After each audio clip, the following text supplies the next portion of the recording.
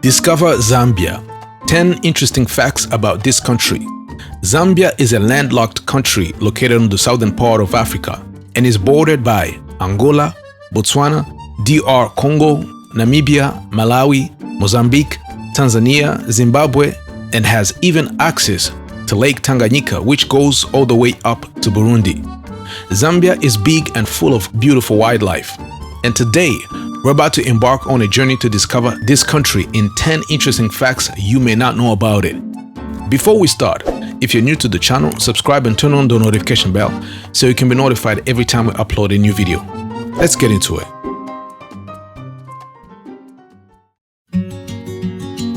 Zambia's dowry is called lobola. The dowry or bride price in Zambia is called lobola. This is a premarital practice where the groom is asked to pay an appreciation fee to the family of his future bride for raising her well. This fee is usually in monetary form in urban towns or in livestock in rural areas. Before the process, for example from the Bemba tribe, a groom must declare his intention to marry the bride by bringing plates filled with money, which is called nsalamu, to his bride's parents. Everything takes place in 4 steps. To get married within this matrilineal tribe, the first thing is the acceptance of the marriage proposal, known as Ichisumina Nsalamu. And no, it's not the bride who accepts the proposal. It's a fairly simple ceremony where the bride's family prepares and presents food to the groom to indicate that the marriage proposal is welcome. The food is what gives the ceremony its name. The groom does nothing at this point because the ceremony only marks the bride's family's acceptance of him.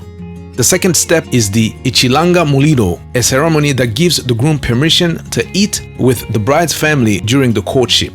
The groom is not allowed to eat at the bride's home until this symbolic gesture is completed. The bride is not involved in this ceremony, but the food is prepared in the home of one of her relatives. The groom's family must deposit money in front of the bridal party as an invitation, and the party may decide to hold back until a certain amount, which is symbolic, is given up.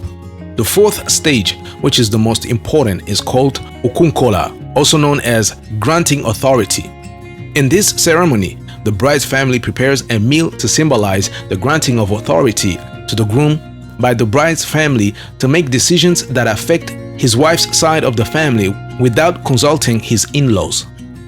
This ceremony symbolizes the full acceptance of the groom into the family. The last ceremony is the Amatebeto or Thanksgiving, which takes place after the wedding. It is a way of acknowledging that the man has kept the marriage without problems and is able to take care of his wife's well-being. Victoria Falls are their biggest tourist attraction. Victoria Falls is one of the most spectacular natural wonders in the world. Locals call it Mosi Oyatunya, the smoke that rumbles, and is a waterfall in southern Africa on the Zambezi River on the border between Zambia and Zimbabwe. This place is majestic to say the least, and the towering column of spray when the river is high, the thunder of the falling water, the terrifying abyss, and the tranquil lagoons upstream where hippos and deadly crocodiles stay are all the wonders you will observe when you get there. Remarkably preserved in its natural state, Victoria Falls inspire visitors today as much as David Livingstone did in the 1860s. Statistically speaking, it is the tallest waterfall in the world. This recognition comes from the combination of height and width to create the largest sheet of running water. Livingstone named Victoria Falls after the reign of Queen Victoria at that time. As one of the biggest tourist attractions in the region, Victoria Falls is a valuable source of income for Zimbabwe and Zambia. The sound of Victoria Falls can be heard from a distance of 40 kilometers, while the spray and mist of the falling water rise to a height of over 400 meters and can be seen from a distance of 50 kilometers. No wonder the local tribes call the Mosi Oyatunya waterfall the rumbling smoke. In 1964, Zambia was called Northern Rhodesia. Northern Rhodesia was a British protectorate before 24 October 1964. when it became independent as the Republic of Zambia. From August 1st, 1953 to December 31st, 1963, it was part of the Federation of Rhodesia and Nyasaland, an autonomous federation of Northern Rhodesia, Southern Rhodesia and Nyasaland. From the 1930s, many South Africans migrated to Northern Rhodesia, mainly to work in the mines of the Copperbelt region, in the towns of Luanshya, Ndola, Kitwe, Nkana, Mufulira, Chingola and Bancroft, today known as Chililabombwe, and to a lesser extent the towns of Lusaka, Livingstone and Broken Hill, now known as Kabwe. Also, after World War II, many people from Britain and India came to Northern Rhodesia to work in the mines, trade or for civil service. In the 1960s and 1970s, many of these families moved to South Africa or Rhodesia, now known as Zimbabwe. A person born in Northern Rhodesia became a British protected person at birth. In 1953, the two Rhodesias were merged with Nyasaland, now known as Malawi, to form the Federation of Rhodesia and Nyasaland. The federation, also called the Central African Federation, was formed on the initiative of Great Britain. Under an appointed Governor-General, the federal government handled all government affairs, although the countries retained most of their old legislative structure. In 1960 up to 1961, Africans demonstrated against the federation. At the heart of the controversy were African demands for greater participation in government and European fears of losing political control. The official dissolution took place on December 31st, 1963, after which Northern Rhodesia became independent as Zambia on October 24th, 1964. Zambia has various major exports. Zambia's natural resources include uranium, silver, cobalt, copper, coal, lead, silver, zinc, emeralds, and gold. Zambia is also one of the world's leading producers of semi-precious stones and cobalt. The social and economic backbone of Zambia has always been its mining industry. Copper mining and refining has been of immense importance in Zambia. Since the 1930s, a wide variety of non-metal and metal resources have been discovered in Zambia, and these resources have expanded mining and exploration activities in the country. Zambia has an increasing number of limestone deposits in the Lusaka region located in the southern part of the central province and also in the eastern province.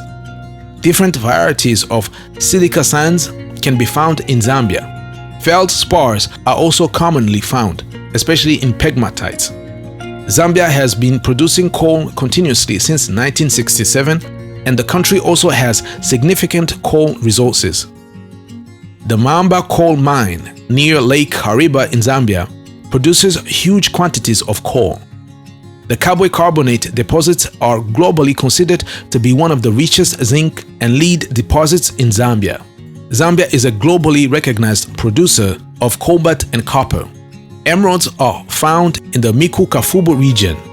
Zambia has one of the richest copper deposits in the world and is ranked as the 7th largest copper producer in the world. Copper contributes more than 70% of the country's export earnings. Zambia produces around 20% of the world's emeralds. The mining sector is governed and regulated by the Mines and Minerals Development Law No. 11 of 2015, which covers types of mining rights, acquisition of mining rights, rights or obligations conferred on the holder of mining rights, transferability of mining rights, safety, health and environmental requirements, mining royalties, fees and charges, and the export of minerals. It is home to a very large fauna. Zambia and its wildlife attract overwhelming descriptions.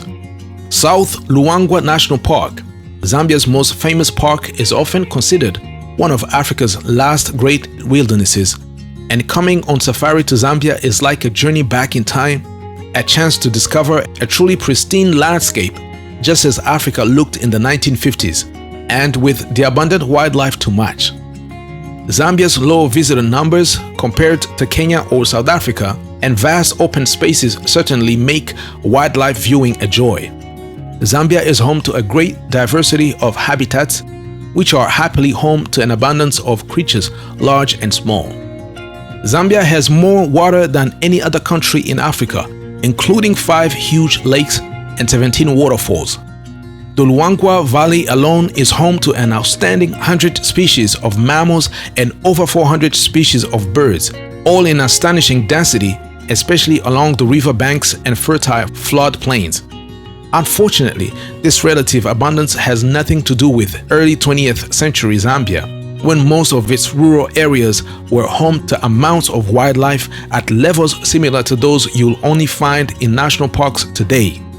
The Big Five were also widespread outside of reserves and parks, but in 1998 the rhino was declared extinct in Zambia thanks to widespread poaching, and today elephants, leopards, lions and buffaloes can be found there, but almost exclusively in parks. Poaching combined with a growing human population and the resulting loss of habitats, especially forests and woodlands, is the primary cause of this decline, and responsible wildlife tourism is part of the solution.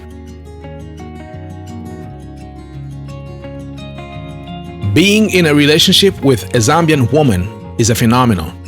Zambians have a biased view of Western life. They believe that everyone in the West, especially in America, should look like a movie star. They criticize what you wear. This is why it is advisable to take the time to make her understand that the life she sees in the movies is not exactly what it is. You would need to take the time to assure her that there are ordinary people living ordinary lives in America and Europe, that they wake up in the morning and go to work just like it is in Zambia. They also work hard to make ends meet, just like in Zambia. Nonetheless, when you finally get one, don't buy her presents. Jewelry, flowers, etc. will not be appreciated. Apparently, they prefer money. They don't like public affection.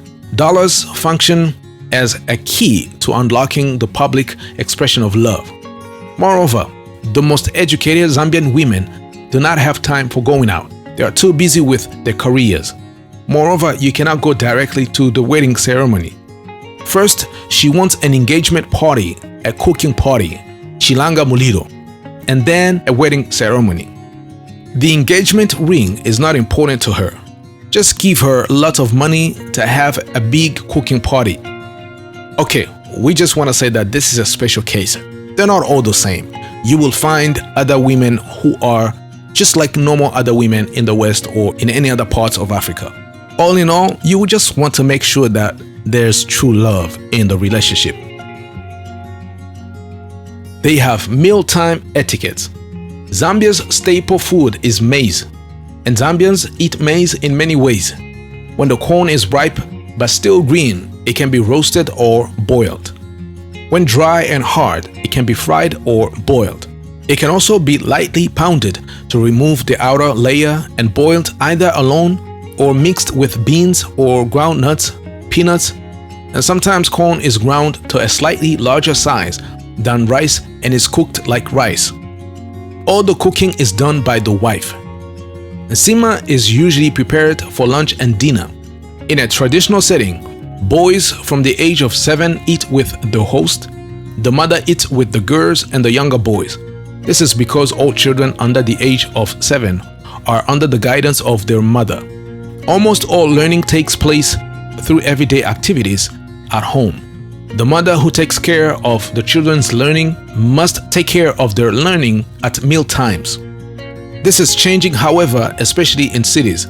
The current trend is for family members to all eat together. Before eating, everyone washes their hands in the order of the status of the family members. The father first, then the mother, and the others follow according to their age. One of the youngest boys or girl passes around a dish of water for the others to wash their hands.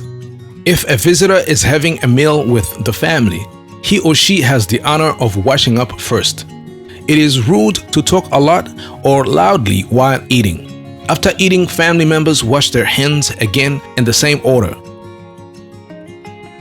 Funerals are a major event. In rural areas, you would find a campfire all night long outside the home of the deceased. They move all the furniture outside so family and friends can sit around the campfire. Then they put the body inside the house for the mourners to see and pay their respects. When someone dies in Zambia, mourners have distinct, loud, rhythmic cries of mourning. They also bring food and monetary gifts to the grieving family. Sometimes there's also an animal sacrifice to honor the deceased. A Zambian funeral is usually a large event that can last several days. It also gives time for family members who live far away to get there. Funerals usually take place on the third day after death, but some rural areas have them on the same day. Wearing black clothing is optional.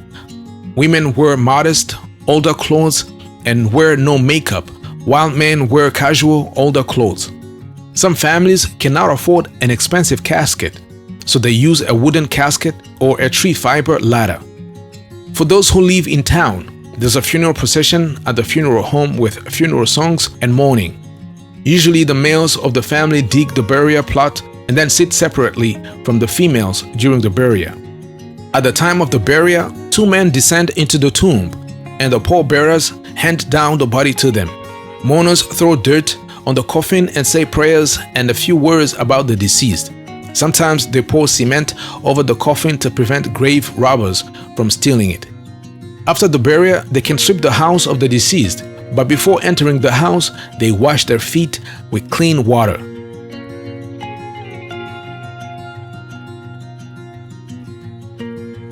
Their basket weaving is generally considered the best in Africa. Both men and women weave in Zambia, and winnowing baskets, which are sold as large wall trays, are often used in the homes of many weavers for the fine work of separating rice and grain from straw. Zambians' baskets are a celebration of the weaver's natural home environment, woven from raw materials such as palm fronds, twigs, and vines. Some baskets are woven from the carefully pulled roots of certain trees, harvested in a sustainable way, which means that the tree is not damaged and the root can continue to grow and provide a continuous source of weaving materials. Other sources of income are blacksmithing and carpentry, fishing, growing rice and vegetables, and raising cattle and poultry.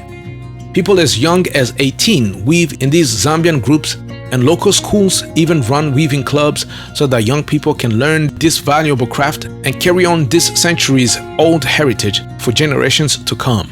Women are the main beneficiaries of income from basket weaving. Traditionally, these baskets were used to store foodstuffs or for winnowing.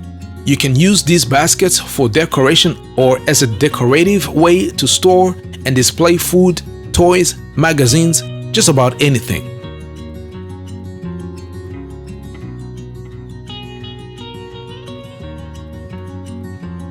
Drumming and dancing troupes are popular. Music is usually organized as a social event. Music activities belong to the community as a whole. Due to the high level of practical community involvement, music is a legitimate way of looking at the Zambian people, as musical activities are functional and an integral part of daily personal, religious, social, and economic life. There are several examples of situations and musical rites that accompany educational initiation ceremonies among ethnic Zambians. For example, the Makishi masquerades of the Luvale people and the Chisungu rituals of the Bemba people both grew out of the need to help young people learn cultural values, norms, and lessons about the responsibilities of adulthood through music. Musical instruments, along with the ideas they express, also serve as a reflection of Zambian life. As such, the dynamics of life have often served as conditions for the birth and growth of musical instruments. Thus, traditional methods of ensuring prosperity, good health, security, normal development of outlook and character, order and orderly behavior have created the need for rituals that use traditional music and instruments. Making music in Zambia is rarely an isolated event devoid of dancing and other dramatic acts. The performance of the music is usually accompanied by dancing, so there's little or no distinction between the names given to the dance or the music that accompanies it. For example, the music played for Moaba dance in the Central Province is also called Moaba music. Here we are at the end of our video. I hope you liked it, and I hope you learned something new about Zambia today. If you liked it, please give us a like, and don't forget to subscribe if you're new to the channel.